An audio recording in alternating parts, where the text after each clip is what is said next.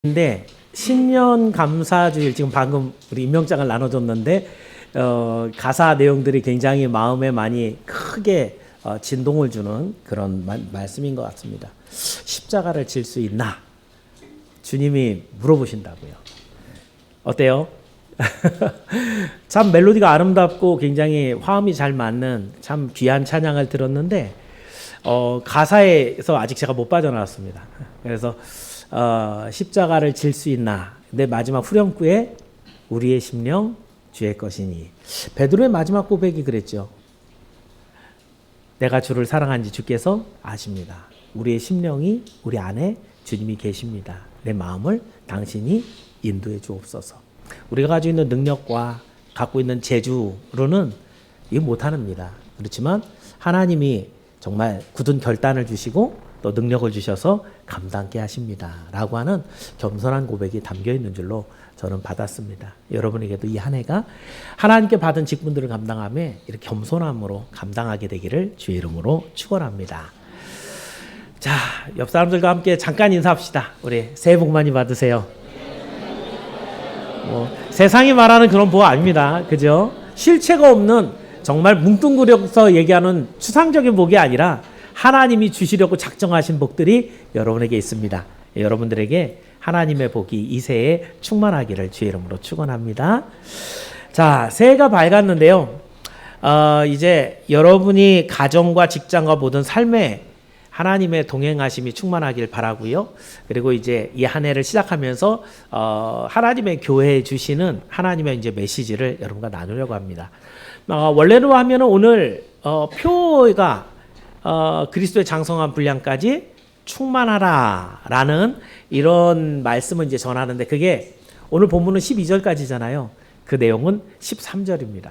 그러니까 그 내용을 얘기하기 전에 오늘 본문의 내용을 이야기해야 다음에 그리스도의 장성한 분량을 얘기할 수 있다는 거예요. 그래서 표에 대한 메시지는 한 주 연기됐습니다. 다음 주에 합니다. 그러면서 이제 어떤 목사님이든지 저도 지금 이제 10여 년 넘게 목회를 하고 있지만 신년 감사 예배는 참 어려워요. 한 해를 시작하는데 뭐가 있으면 그냥 거기다 더 이어가면 되는데 아무것도 없는 새하얀 그 종이에 처음 그리기 시작할 때 점 하나 찍은 것 때문에 그 방향이 결정이 날 수 있고 어떤 말씀이 여러분들에게 하나님의 길로 인도할 것인가를 생각하다 보면 진짜 고민을 많이 할 수밖에 없습니다. 그래서 조금 나름대로 이렇게 고민에 빠지다 보니까 설교가 쉬워지겠어요? 어려지겠어요? 어려워져요. 제가 오늘 올라오기 전까지도 계속 주석 다시 보고 이거 써놓은 지는 한 3주 됐거든요. 3주 전에 써놓고 계속 묵상을 하고 이 부분에 어떻게 설교를 할까 이렇게 하는데도 그래도 결국은 하나님이 하셔야 되는구나 라고 생각하고 덮고 올라왔습니다. 오늘 이 말씀을 통해서 여러분과 나누려고 하는 것 중에 하나는 교회가 새해가 되면 오늘 보신 것처럼 직분을 줍니다. 해마다 줍니다. 왜 교회는 성도들에게 직분을 줘서 일하게 할까? 사실은 교회가 하나님 안에서 하나가 돼야 되는데 하나가 되기 제일 어려운 것 중에 하나는 뭐냐 하면요. 각각의 모이는 사람들이 독특하고 다양하다는 거예요. 좋아하는 게 다르고 잘하는 게 다르고 관심 있는 게 달라요. 그러면 하나가 되기가 쉬워요? 어려워요? 그러면 하나가 되기 어렵지요. 그런데 교회의 직분은 그 다양성에 대하여 알맞은 일들을 나눠주면서 그 일을 통해 교회라고 하는 하나됨을 이루어가는 놀라운 하나님의 뜻이 담겨 있습니다. 그래서 직분을 주는 것은 하나님의 교회가 하나가 되게 하는데 아주 유용한 방법이기도 합니다. 그래서 오늘 이 말씀을 이제 여러분들 나눌 때 여러분에게 나눠주신 직분이 과연 하나님께서 왜, 누가, 왜, 무엇을 하라고 여러분에게 직분을 주시는가 이것을 여러분과 함께 나눠보면서 오늘 이제 임명장을 받는 분이 모두 몇 명이냐 하면 1년 번호가 있습니다. 80번까지 갑니다. 우리 교회 성도가 모두 현재 등록교인으로는 187명 이렇게 돼 있는데 137명 그런데 그중에 80명이 직분을 받는 거예요. 자, 이거 굉장히 퍼센티지로 얘기하면 대단히 큰 퍼센티지거든요. 보통 직분자는 한 20%, 30% 임명장이 나가는데 우리 교회는 지금 80명이 이렇게 직분을 받게 됩니다. 자, 그랬을 때 오늘 여러분이 받는 직분을 어떤 마음으로 받아야 되는가? 그리고 오늘 내가 받은 이 직분을 어떤 모습으로 감당할 것인가? 이것을 생각해 보고 한 해 동안 주님과 함께 여러분이 받은 직분들을 감당하며 주님의 크고 놀라운 사랑과 은혜를 누리는 귀한 한 해가 되길 주의 이름으로 축원합니다. 자, 그래서 오늘 드리는 말씀 제목을 성도에게 주신 직분 한 3가지 정도 볼 겁니다. 첫 번째, 하나님은 직분을 어떻게 주시는가? 다 같이 따라합니다. 나에게 가장 알맞은 직분을 주신다. 임명장 받아보고 나서 이건 하기 싫은데 라고 생각할 수 있습니다. 그죠? 그렇지만 하나님은 가장 알맞은 걸 여러분에게 주세요. 자, 먼저 7절입니다. 한번 7절 말씀 한번 읽어봅니다. 같이 읽습니다. 시작.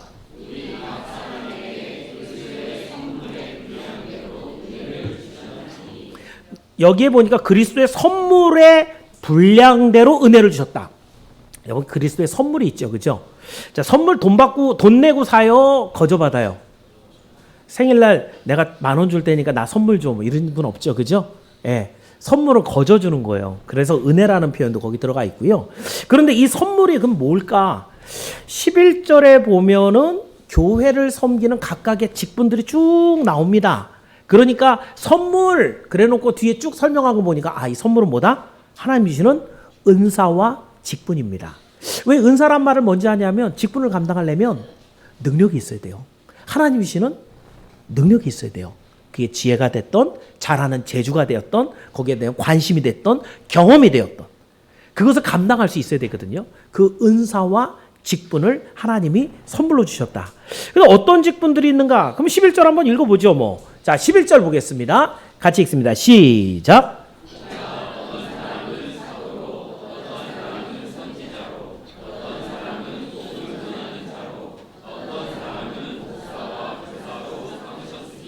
여기 여러 가지 직분이 나오는데 여러분이 받은 직분은 하나도 없죠. 그죠?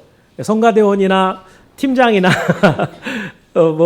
우리 회장님이나 이런 분들 하나도 없죠. 자, 여기에 나와 있는 이 직분도 굉장히 중요한 직분입니다. 하나씩 한번 살펴봐 드릴게요. 여기에 사도 아포스톨로스고요. 교회 직분 중에서 가장 독특한 직분입니다. 요구사항이 되게 까다로워요. 이 사도가 되려면 예수님이 직접 불러야 돼요. 예수님과 함께 다녀야 돼요.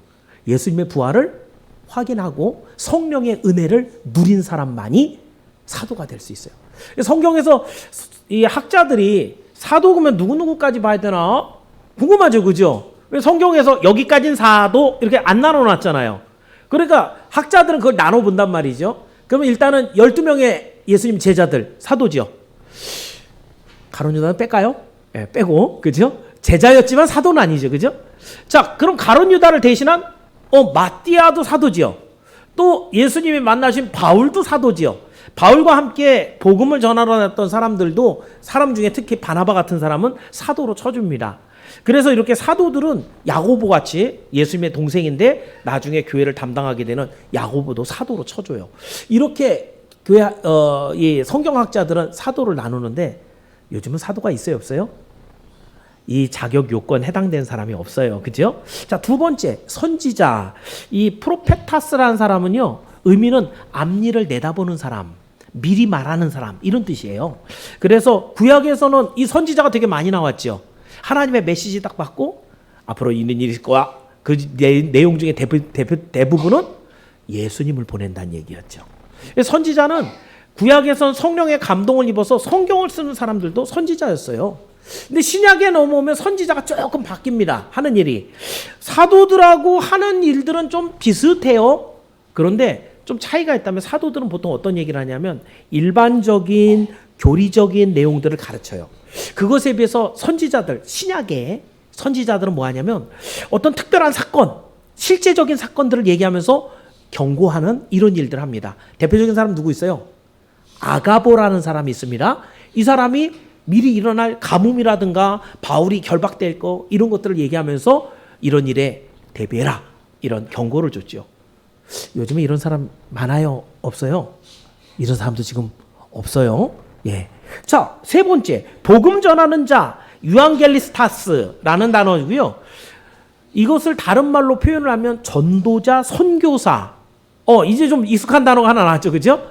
요즘에도 있는 복음이 전해지지 않는 곳을 찾아가서 복음을 전하는. 그래서 성경에는 때때로 전도인의 일을 하며 전도인으로 번역이 된 곳도 있습니다. 어쨌든 복음 전하는 자, 선교사 편안하게 생각하면 되겠고요. 마지막에 있는 목사와 교사. 근데 우리 중에도 교사가 있죠. 그죠? 근데 그 교사를 말하는 것이 아닙니다. 자, 여기서 목사와 교사는 같은 직을 말해요. 그래서 목사는 포이메나스라는 단어여 갖고요. 양을 치는 목동이 양을 잘 보호하고 길러내죠. 이런 의미로 목사는 성도를 잘 지켜주고 보호해주고 양육하는 그런 의미로 목사라고 했고, 반면에 하나님의 말씀을 가르쳐갖고 알게 하는, 이게 디다스칼로스라고 하는 단어가 교사입니다. 그러니까 여기에 교사는 보통 성경을 가르쳐주는 성경 선생님, 말하자면 이렇게 강단에 서서 말씀을 전할 수 있는 그런 사람들을 말합니다. 자, 결론적으로 지금 4가지 정도를 제가 여러분들과 함께 5 정도 이 직분을 얘기했는데, 그 중에 일부는 지금 없는 직이 있고요. 또 일부는 지금까지도 있는 직이 있습니다. 더 정확하게 말하면 한시적으로 허용한 직분이 바로 이 사도와 선지자. 이들은 지금 현재 없죠. 초대교회에 하나님께서 교회를 만들어 나갈 때 한시적으로 두었던 직입니다. 자, 2번째, 지금도 있는 직, 지금도 영속적으로 교회가 있는 동안에 계속 있는 일들은 선교사나 목사 같은 이런 직이 있습니다. 그런데 이렇게 여러 가지 교회의 직분을 열거하는 이유, 그 중에서 믿음 없는 사람이 있겠어요? 이 사도와 선지자와 목사와 교사와 복음 전하는 자, 예수님 안 믿는 사람이 있겠어요? 없죠. 그런데 왜 다 직이 달라요? 여기에 굉장히 중요한 포인트가 있다는 것이죠. 하나님께서는 우리에게 직분을 맡기실 때 그 분량대로, 잘하는 것대로 맡겨주셨다는 거예요. 이 사람은 사도로서 일을 잘할 것 같아. 사도 바울을 부를 때 이는 내가 이방 나라의 복음을 전하기 위해서 준비한 그릇. 이 사람은 아주 불굴의 의지를 가지고 두들겨 맞아도 또 전하러 가는. 저는 그런 거 잘 못해요. 두들겨 맞으면 전 안 할 것 같아요. 그릇이 그런 거예요. 하나님이 주시는 그 분량이 다르기 때문에 직분도 달라진다는 것이죠. 자, 그래서 하나님은 가장 잘 어울리고 잘 감당할 직분을 주신다. 한번 따라해 볼까요? 하나님은 가장 잘 감당할 만한 직분을 주십니다.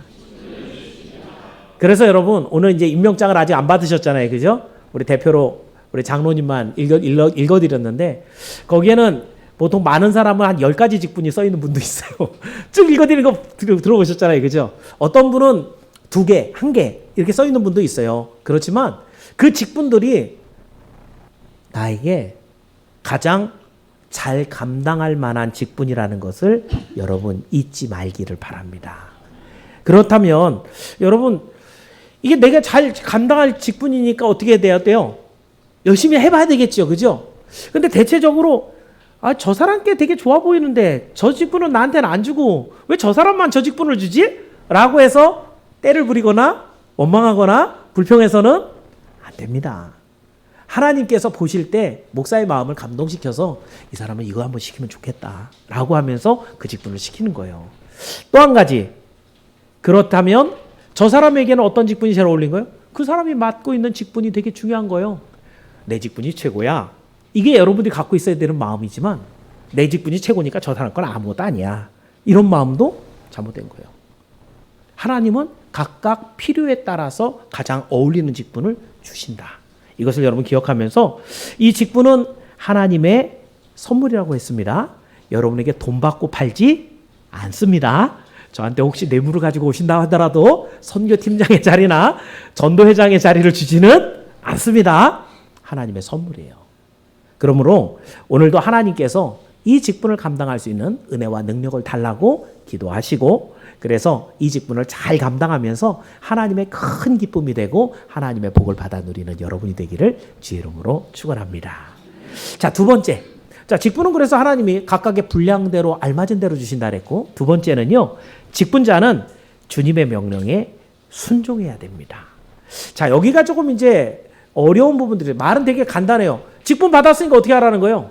열심히 잘하라는 거죠. 그죠? 순종하라는 거예요. 그런데 오늘 본문에서 조금 갑작스럽게 이런 내용들이 나와요. 8절부터 10절에 보면 예수님의 승천한 얘기가 나오거든요. 자, 특히 이제 8절을 한번 읽어볼까요? 본문 8절입니다. 읽어봅니다. 시작.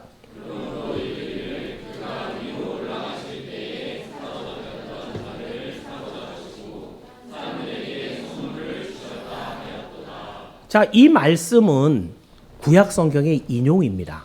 근데 인용을 할 때 문자적으로 똑같이 인용하지 않고 의미를 가져와요. 그러다 보니까 번역이 다를 수 있어요. 구약은 뭘로 쓰여졌어요? 언어가 히브리어로, 신약은 헬라어로. 언어가 자체가 달라요. 한국말과 일본말로 써 있는 것처럼 언어가 달라졌다니까요. 그러니까 표현도 많이 달라질 수 있어요. 그러면 어떤 구절에 대한 인용이냐면 시편 68편 18절의 내용이에요. 자, 한번 띄워져 있나요? 68편 18절 한번 읽어볼게요. 이 구절을 이렇게 인용했어요. 시작.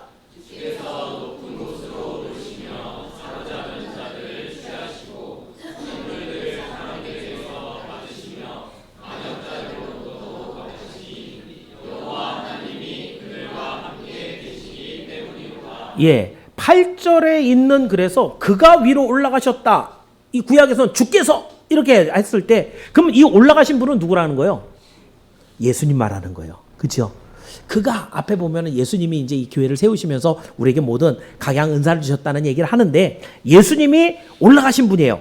그런데 그럼 예수님 올라가실 때 뭐 하고 올라가신 거예요? 아, 이곳엔 살 곳이 못 돼. 에이, 이사 가야 되겠다. 그러고 가신 거예요? 아니죠. 예수님이 올라가실 때는요, 여기서 할 모든 일들 다 끝냈기 때문에 뭘 하셔야 되는데 무슨 일을 끝냈어요? 예수님이 싸워서 이겼어요. 승리하셨어요. 뭐에다가 승리하셨어요? 예수님이 뭐하고 싸웠어요? 죄와 사망에게 싸워서 이겼고요. 마귀 권세와 싸워서 이기셨어요. 그러니까 쉽게 얘기해서 예수님이 뭐한테 이겼냐면 사망에게 이겼어요. 또 마귀에게, 사탄에게 이겼어요. 그 모든 이긴 승리를 가지고 이제 이겼으니까 어떻게 돼요? 전쟁터에서 싸워서 이기면 물론 저걸 죽일 수도 있지만, 그죠? 포로로 탁 잡지요. 그러면 여러분 본문에 보면 사로잡혔던 자들을 사로잡으시고, 표현이 이렇게 돼 있어서 이게 뭔 말이야? 68편은 어떻게 돼 있어요? 사로잡은 자들을 어떻게 하고? 끌고. 이 같은 말이라는 얘기예요. 그러니까 사로잡혔던 자를 끌고 이거 하고, 오늘 본문에는 사로잡혔던 자들을 사로잡으시고, 누구 사로잡았어요? 누구한테 이겼다고요? 사망하고 마귀한테. 이것들을 다 잡아버렸어요. 사망을, 마귀를 다 잡아버렸어요. 그 끌고 그냥 딱 가는 거예요. 그런데 그 다음 오늘 본문에 보면 사람들에게는 뭘 주셨다? 선물을 주셨다. 사람들은 어떤 상태였죠? 이전에 사탄과 사망에게 붙잡혀서 종살이를 하고 있는데 예수님이 사탄과 사망에게 이겼고 얘네들 잡아갔어요. 그 사람들은 어떻게 됐어요? 주인이 바뀐 거예요. 지금까지는 사망에게 끌려다녀갖고 사망에게 종노릇 했는데 주인이 바뀌어버린 거예요. 그러니까 사람 입장에 뭐예요? 해방을 받은 거죠. 근데 해방을 받았는데 새로운 주인이 되신 예수님이 뭘 주고 가요? 선물을 주고 가셨어요. 자, 그러면 이 선물은 주셨는데 선물이 뭘까? 아까 얘기했던 대로 뭘 주고 가세요? 각 사람에게 은사를 주시고 각 사람에게 직분을 주셨다는 거예요. 그래서 이 직분을 가지고 네가 이 땅에 있는 동안에 하나님의 나라, 교회를 튼튼하게 세워봐. 이러고 가시는 거예요. 자, 그렇다고 한다면 여러분, 교회에서 직분을 받았다는 것은 작은 축복이 아닙니다. 오늘 우리 성도들 중에 세 분이 이제 집사님이 되셨어요. 원래 서리 집사는 1년직이기 때문에 해마다 제가 다시 임명을 해야만 집사님입니다. 그런데 뭐 상례적으로 한번 집사님 되면 계속 집사님을 시켜주지만 저는 좀 생각이 다른 게 한 내년이나 후년 정도부터는 이분은 집사님 하면 안 되겠다 싶으면은 서리 집사에서 뺄 생각도 있어요. 왜요? 시험 들게 하려고? 아니에요. 하나님이 주시는 직분은 보통 일이 아니기 때문에 그래요. 그 직분은 하나님이 주시는데 거저 주시지만 우리가 뭐 했다는 거예요? 하나님께서 승리하심으로 죄와 사망, 그리고 그 모든 마귀를 다 붙잡고 가서 우리를 뭐 했다? 해방시켜줬다는 거예요. 그건 증거예요. 가실 때 우리에게 직분을 선물로 주고 가셨어요. 그러니까 너희는 이제 죄의 종으로 살지 말고 하나님의 집에서 하나님의 일꾼으로 하나님의 일을 하면서 살아. 라고 하고 주신 게 직분이에요. 그 직분을 받은 사람들은 사망을 어떻게 한 거예요? 이긴 사람들이에요. 직분을 받은 사람은 사탄을 이긴 사람들이에요. 그러다 보니까 오늘날 교회가 성장하는 과정에 직분을 남발하는 경우가 있습니다. 이 사람 직분 받으면 안 되는데 직분을 막 주는 경우도, 또는 헌금 많이 하면 아우 저 사람 장로 줘야지 이러고 주는 경우도 있죠. 교회에 어떤 사람이 문제 일으켜요? 이런 사람이 문제를 일으켜요. 직분이 뭔지 모르는 거예요. 내가 헌금을 많이 했으니까, 예배를 많이 나오니까, 교회 자주 얼굴 들이매니까 그래서 직분을 받았다고 생각하면 천만의 말씀이에요. 직분은 하나님께서 구원 얻은 자에게, 그래서 여러분 직분은 세례받지 않으면 안 줍니다.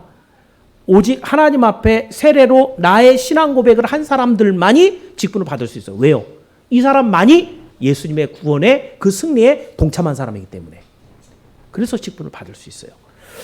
자, 그렇다고 한다면 여러분, 이렇게 하나님께서 우리에게 직분을 주시면서 그냥 땅에 같이 계시면, 제자들이 그랬잖아요. 예수님 승천할 때 계속해서 쳐다봤죠. 왜 쳐다봤어요? 그냥 예수님 여기 계속 계시면 좋은데 왜 하늘에 가세요? 그렇게 쳐다보는 거죠. 근데 오늘 본문에 예수님께서 승천하시는 이유가 있어요. 우리를 여기다 남겨놓고 직분을 주시고 승천하셨는데 그 이유가 10절입니다. 자, 본문 10절 한번 읽어볼까요? 10절입니다. 시작.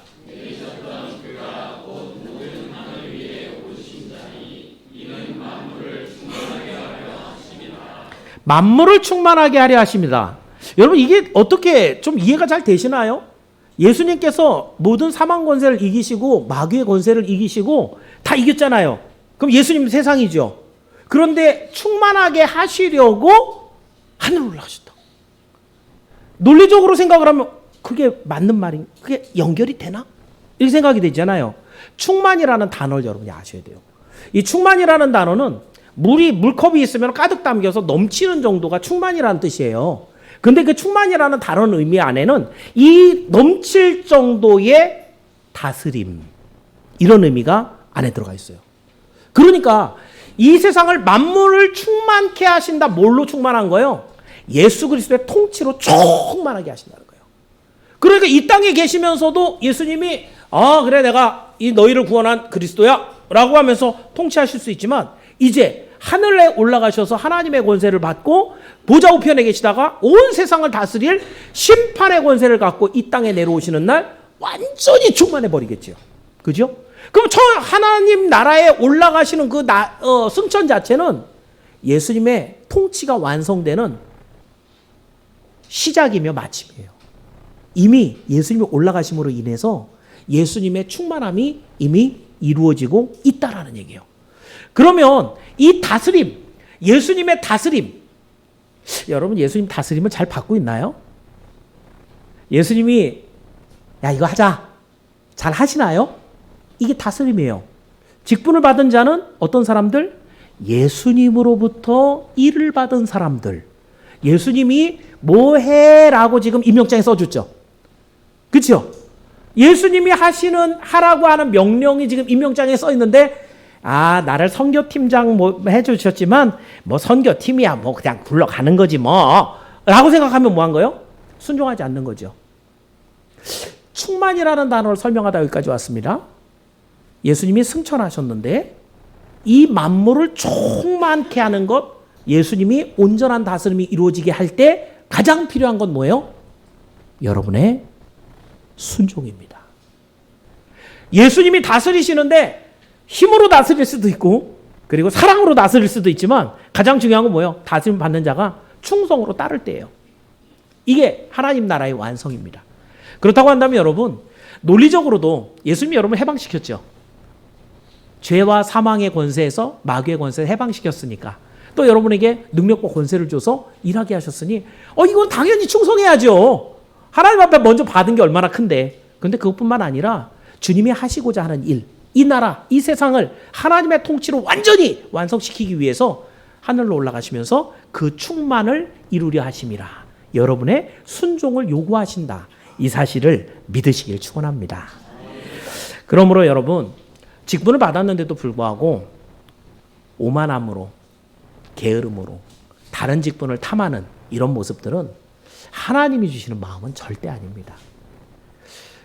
성경에도 보면은 직분을 탐한 사람들이 좀 있어요. 구약에 보면 광야 시대에 아론의 직분을 탐했던 사람들이 있었죠. 하나님이 그들을 벌합니다. 신약 시대에 바울이 복음을 전하고 할 때 안수하니까 성령 내리는 걸 보고 이 술법사가 돈을 잔뜩 가져왔고 나도 저것 좀 갖게 해주세요. 이런 적 있죠. 직분을 탐한단 말이에요. 그런데 혼납니다. 우리 하나님께서 주시는 직분은 여러분이 받고 싶다 그래서 받는 것도 아니고 여러분이 돈을 많이 드린다고 해서 받을 수 있는 것도 아닙니다. 오직 하나님의 은혜대로 주셨는데 이 받은 직분에 성경대로 그냥 제가 여러분에게 그냥 간단하게 충성하십시오 이러면 끝나는 얘기지만 이 시간은 설교를 하는 시간이에요. 성경을 풀어서 가르쳐 드리는 시간이에요. 왜 직분을 받은 사람은 순종하고 하나님의 말씀에 충성해야 되는가? 그 내용들을 성경을 통해서 지금 풀어드리는 중이에요. 이것을 여러분이 기억하면서 이 말씀은 하나님의 말씀이다. 이것을 기억하며 2024년 우리 성도들의 온전한 순종으로 하나님께서 주신 직분이 빛이 나기를 주의 이름으로 축원합니다. 자, 마지막으로 한 가지만 더 봅니다. 온전한 봉사는 그래서 그리스도의 몸을 세웁니다. 자, 그러면 여러분에게 이렇게 직분을 주셔서 이거는 관계가 분명한 거거든요. 하나님은 우리 주인이시고 우리에게 직분을 주셔서 감당해, 순종해. 그랬을 때 그런 모든 일들이 만들어내는 결과가 뭘까? 우리가 직분에 충성을 하고 열심히 감당을 하면 나타나는 결과가 뭘까? 그 내용이 12절입니다. 자, 본문 12절 읽어볼게요. 같이 읽습니다. 시작.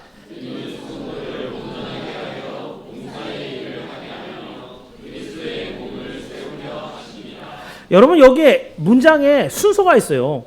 참 바울은 되게 논리적인 사람이라서 이거를 하나하나 다 껴맞춰 갑니다. 자, 첫 번째 11절에 우리가 쭉 거론된 직분자들이 있었죠. 근데 이 직분자들은 어떤 사람이었어요? 목사를 얘기한 거예요. 그죠? 여러분이 받는 직분이 아니라 뭐 앞에 있었던 그 선교사가 선지자가 되었던 사도가 되었던 말씀을 전하는 자가 됐던 또 목사가나 교사가 됐던 하나님의 교회를 담당해서 성도들을 가르치는 사람들이에요. 이 11절에 있는 사람들이 말씀을 가지고 잘 성도들을 가르쳐서 12절. 그래서 어떻게 하래요? 지금 제가 설교를 해서 여러분들을 어떻게 하라는 거예요? 성도를 온전하게 되었다. 예수님 잘 알게 됐다는 거죠. 예수님을 믿게 됐다는 거죠. 예수의 능력을 갖게 됐다는 거죠. 예수님과 똑같은 생각을 갖게 됐다는 거죠. 예수님의 일을 하게 됐다는 거예요.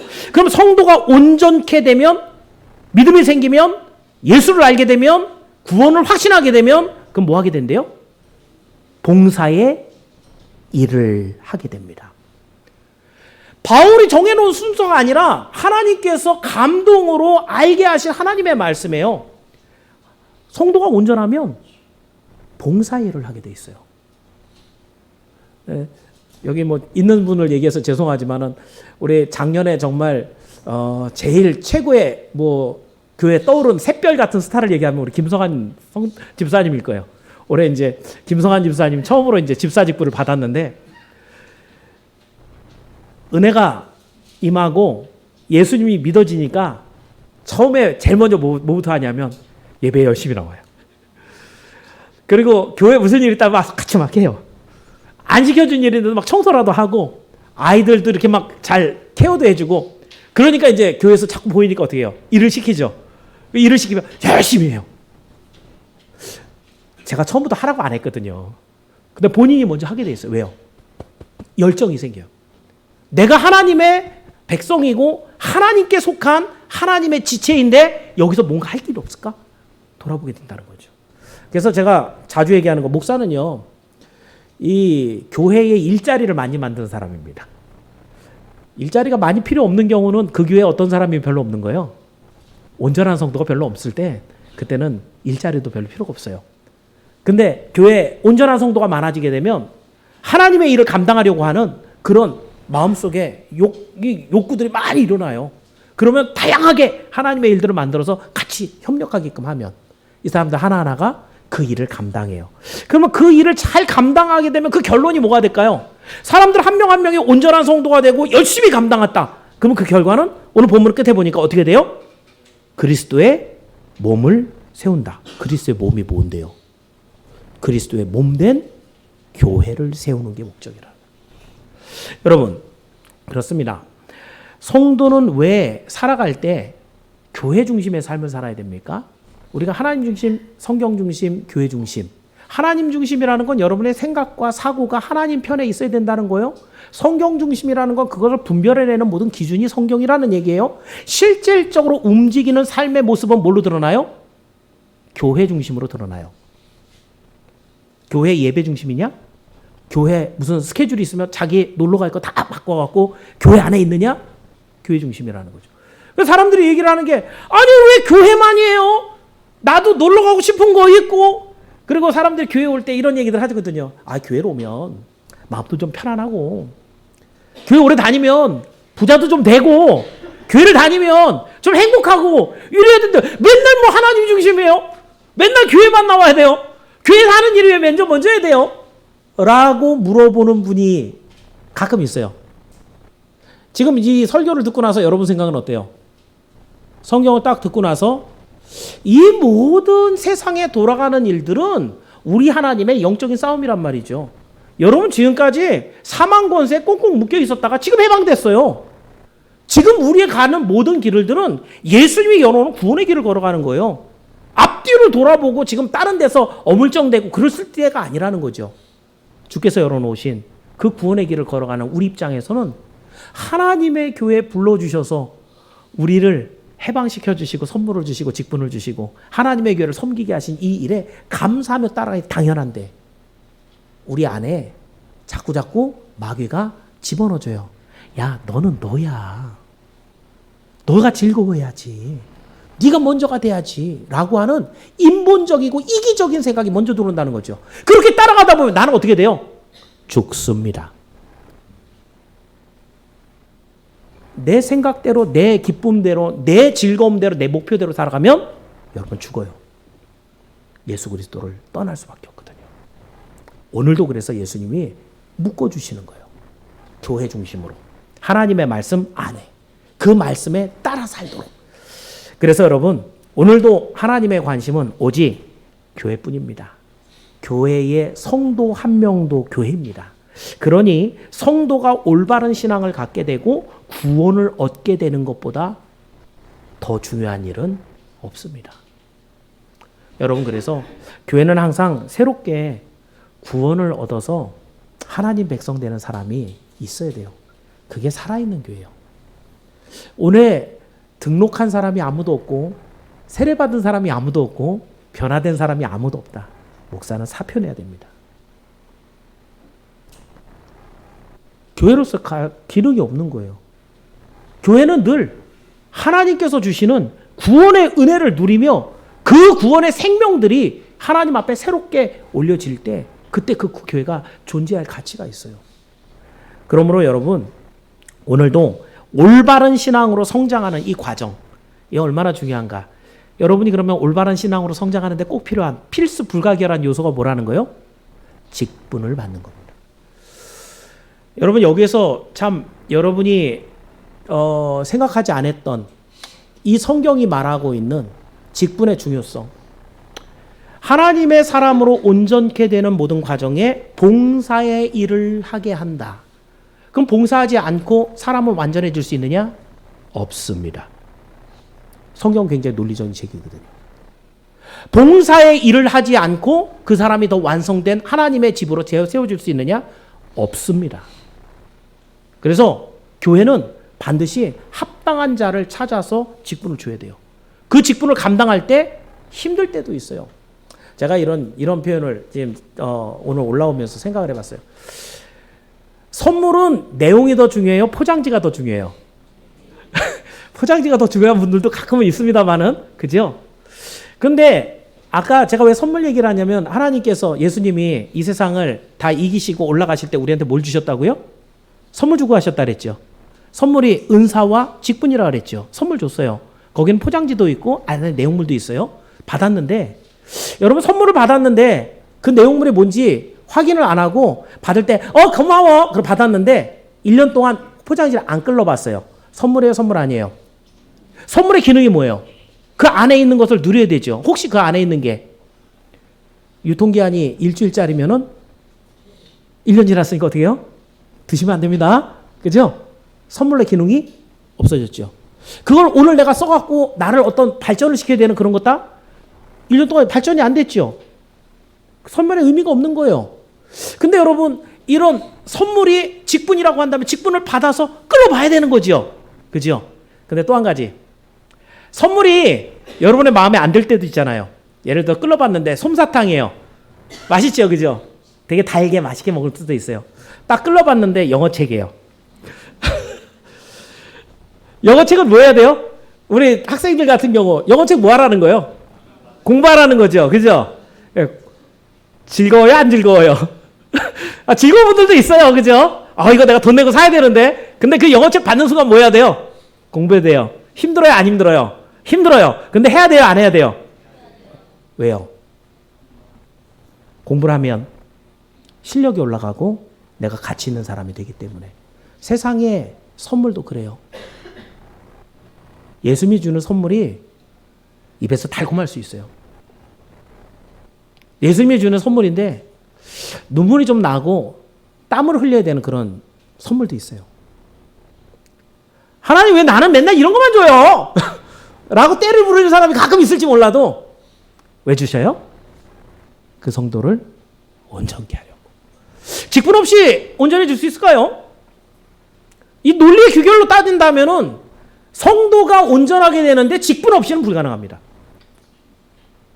또 한 가지, 직분을 받았다면 어떻게 해야 된다?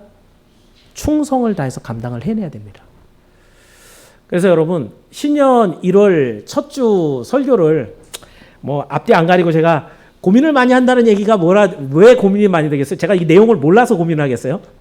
설교에 무게가 있기 때문이죠. 연초부터 목사님도 쪼네.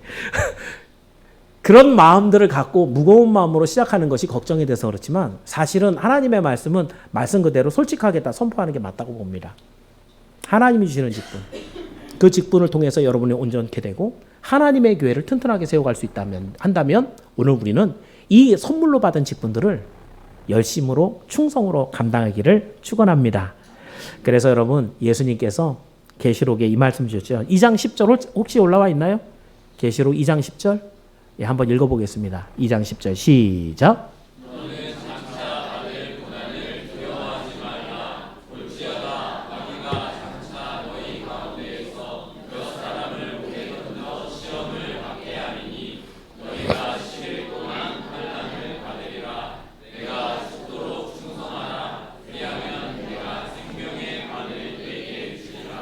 우리는 보통 맨 마지막 구절만 인용을 해서 얘기하죠. 그죠? 네가 죽도록 충성하라. 죽도록 충성하라가 조금 어감이 세긴 하지만 뭘 주신대요? 생명의 관을 주시라. 근데 어떤 직분을 줬어요? 앞에. 주신 직분은 뭐예요? 장차 뭐가 있대요? 환난이 있대요. 죽을 수도 있대요. 근데 예수님의 명령은 뭐예요? 죽도록 충성하라는 거예요. 너 안 죽는다 이거죠. 내가 이미 너를 살려놨다는 거죠. 그러니까 죽는 거 걱정하지 말고 해봐. 그러면 내가 반드시 너에게 생명의 관을 줄게. 우리 주님의 약속이에요. 빈둥거리고 놀고 있고 구경만 하고 있는 사람에게 주는 복이 아닙니다. 하나님의 일을 맡아서 이렇게 힘을 다해서 쏟은 사람에게 반드시 하나님은 잊어버리지 않고 그 이룬 모든 일에 대해서 하나님이 상을 주셔요. 그래서 여러분 그렇게 여러분이 수고하고 애쓸 때 우리 선약교회 어떻게 될까요? 교회 안에 들어왔더니 막 사람들이 막 열정적으로 막 사람들을 섬기고 사랑하고 복음 전하고 이런 모든 일들을 감당할 때 사람들이 왔을 때 야, 이 교회는 되게 막 뜨거워. 이 교회는 살아있는 교회 같아. 교회를 세운다란 말이 뭘까요? 큰 건물이요? 사람들 숫자가 많아지는 거요? 아닙니다. 교회가 교회다워지는 것. 하나님의 생명이 그 가운데 보이는 것. 이게 그리스도의 몸된 교회를 세워가는 것이에요. 여러분의 충성된 모습으로 올 한 해 우리 선양교회가 그리스도의 몸으로 멋지게 세워지기를 주의 이름으로 축원합니다. 말씀을 정리합니다. 2024년을 시작하는 이 신년주일에 교회 직분들에 대해서 우리가 살펴봤습니다. 먼저 하나님은 직분을 주실 때 어떤 직분을 주신다고요? 여러분에게 가장 알맞은 직분을, 여러분에게 딱 맞는 직분을 주신다고요. 그 직분을 주셨을 때 선물로 주셨기 때문에, 그 주님이 승리하고 우리한테 주신 것이기 때문에 우리는 순종함으로 그 직분을 받는 게 맞다라고 말씀을 드렸고, 이렇게 순종하고 하나님 앞에 열심을 다해서 충성으로 봉사를 하면 뭐가 세워진다? 거기에 하나님의 나라, 교회가 세워진다 라는 게 오늘 말씀의 핵심입니다. 자, 그렇다면 여러분, 2024년을 시작하면서 한 해의 모든 표현은 결국 교회로 집중이 됩니다. 교회가 교회다워지고 교회가 하나님의 일을 감당하는 그런 교회로 세워지는 것이죠. 그래서 뭐 원색적으로 교회를 부흥시킵시다, 뭐 선교사를 보냅시다, 뭐 이런 얘기를 하지만, 선양교회가 올해에 받은 비전은 그리스도의 장성한 분량까지 자라서 충만해지는 것을 말합니다. 다음 주에 이제 그 부분을 더 여러분에게 중심적으로 얘기를 드릴 거지만, 여러분 한 명 한 명이 그리스도만큼, 여러분 한 명 한 명이 그리스도의 믿음만큼, 그리스도의 능력만큼, 그리스도의 권세만큼, 그리스도의 그 하시는 모든 은혜만큼 자라가라는 거죠. 그랬을 때 이 한 해에 여러분이 수고한 것은, 하나님 내가 그럼 뭐 그렇게 많이 했다고요? 라고 여러분은 이야기할지라도 하나님은 보시고, 야, 네가 내가 갇혔을 때 와서 들여다봤고, 내가 굶주렸을 때 나에게 먹였고, 내가 힘들고 어려울 때 네가 나를 위해서 기도하고 도와줬어 라고 이야기하며 상을 주신다고요. 이 말씀을 여러분이 깊이 묵상하면서 이 한 해 주님께서 허락하신 말씀들을 가슴에 품고 받은 직분에 충성함으로 하나님의 교회를 더욱더 튼튼하게 세워가기를 주의 이름으로 축원합니다. 기도하겠습니다. 은혜로우신 아버지 하나님, 감사합니다. 우리에게 새 한 해를 주시고 또 새로운 직분을 주시고 우리 하나님의 소망을 담아 우리에게 직분 주셨음을 감사합니다. 아버지, 한 해를 또 시작할 때 어떤 때는 여러 해 동안에 감당했던 직분이기 때문에 매너리즘에 빠져 있을 때도 있습니다.